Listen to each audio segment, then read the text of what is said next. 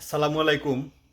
আপনজনের কাছ থেকে দূরে গেলে যেমন ভালোবাসা বেড়ে যায়, ঠিক তেমনি দেশ থেকে প্রবাসে গেলে দেশের প্রতি ভালোবাসা বেড়ে যায়। আর সেই ভালোবাসা থেকে আমার লেখা দেশের একটি কবিতা পড়ে শোনাচ্ছি। আমার প্রাণের বাংলাদেশ, বড় ভালোবাসি দেশটাকে। তুমি প্রিয় জন্মভূমি, বিশ্বের রানী তুমি। তোমার সবুজ ছায়া তরু মুগ্ধ করে রাখে।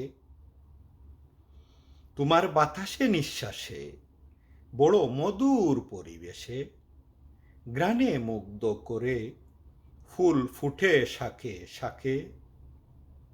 মাঠে ভরা দান, বাংলাতে গাই গান, পালের নৌকা চড়ে যাই গড়ে বৈশাখে।